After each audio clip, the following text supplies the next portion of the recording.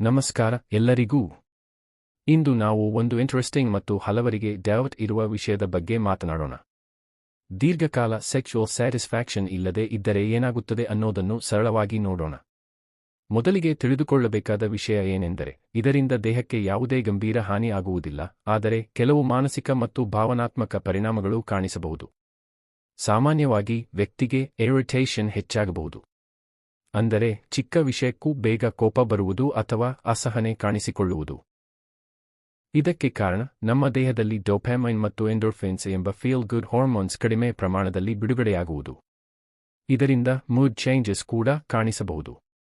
ಕೆಲವೊಮ್ಮೆ ಯಾವುದೇ ಸ್ಪಷ್ಟ ಕಾರಣ ಇಲ್ಲದೆ ಲವ್ ಫೀಲ್ ಆಗುವುದು, ಮೋಟಿವೇಷನ್ ಕಡಿಮೆಯಾಗುವುದು ಅಥವಾ ಬೋರ್ಡಮ್ ಹೆಚ್ಚು ಆಗುವುದು ಸಾಧ್ಯ.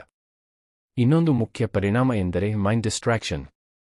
ನಾವು ಕೆಲಸಕ್ಕೆ ಫೋಕಸ್ ಮಾಡಬೇಕಾದಾಗ ಮನಸ್ಸು ಬೇರೆ ವಿಚಾರಗಳ ಕಡೆಗೆ ಹೋಗುವುದು ಅಥವಾ ಓವರ್ ಥಿಂಕಿಂಗ್ ಹೆಚ್ಚಾಗುವುದು ಸಾಧ್ಯ. ಇದರಿಂದ ಕಾನ್ಸಂಟ್ರೇಷನ್ ಮೇಲೆ ಪರಿಣಾಮ ಬೀರುತ್ತದೆ. ಕೆಲವರಲ್ಲಿ ಸ್ಲೀಪ್ ಪ್ಯಾಟರ್ನ್ ಕೂಡ ಬದಲಾಗಬಹುದು.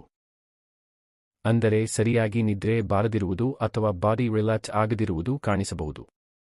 ಆದರೆ ಇವೆಲ್ಲಕ್ಕಿಂತ ಮುಖ್ಯವಾದುದು ಇಮೋಷನಲ್ ಆಸ್ಪೆಕ್ಟ್. ದೀರ್ಘಕಾಲ ಇಂಟಿಮೆಸಿ ಅಥವಾ ಇಮೋಷನಲ್ ಕನೆಕ್ಷನ್ ಕೊರತೆ ಇದ್ದರೆ ವ್ಯಕ್ತಿಗೆ ಲೋನ್ಲೈನೆಸ್ ಅನ್ನಿಸುವ ಸಾಧ್ಯತೆ ಹೆಚ್ಚು. ಇದು ಕೇವಲ ಫಿಸಿಕಲ್ ನೀಡ್ ಅಲ್ಲ, ಇಮೋಷನಲ್ ಬಾಂಡಿಂಗ್ ಕೂಡ ಈಕ್ವಲಿ ಇಂಪಾರ್ಟೆಂಟ್ ಆಗಿರುತ್ತದೆ. ಆದರೆ ಇಲ್ಲಿ ಒಂದು ಮುಖ್ಯ ಪಾಯಿಂಟ್ ಏನೆಂದರೆ, ಸೆಕ್ಸುವಲ್ ಆಕ್ಟಿವಿಟಿ ಇಲ್ಲದಿದ್ದರೂ ದೇಹ ನಿಧಾನವಾಗಿ ಅದಕ್ಕೆ ಅಡ್ಜಸ್ಟ್ ಆಗುತ್ತದೆ. ಆದ್ದರಿಂದ ಇದು ಡೇಂಜರಸ್ ಅಲ್ಲ, ಆದರೆ ಮೆಂಟಲ್ ಮತ್ತು ಇಮೋಷನಲ್ ಇಂಪ್ಯಾಕ್ಟ್ ಮಾತ್ರ ಗಮನಿಸಬೇಕಾದುದು. ಸರಳವಾಗಿ ಹೇಳುವುದಾದರೆ, ಇದು ದೇಹಕ್ಕೆ ದೊಡ್ಡ ಸಮಸ್ಯೆ ತರೋದಿಲ್ಲ, ಆದರೆ ಮನಸ್ಸು ಮತ್ತು ಭಾವನೆಗಳ ಮೇಲೆ ಅದರ ಪರಿಣಾಮ ಹೆಚ್ಚು ಕಾಣಿಸುತ್ತದೆ. ಧನ್ಯವಾದಗಳು. ಇಂತಹ ಇಂಟ್ರೆಸ್ಟಿಂಗ್ ಮತ್ತು ಯೂಸ್ಫುಲ್ ವಿಷಯಗಳಿಗಾಗಿ ನಮ್ಮ ಚಾನೆಲ್ ಅನ್ನು ಸಬ್ಸ್ಕ್ರೈಬ್ ಮಾಡಿ.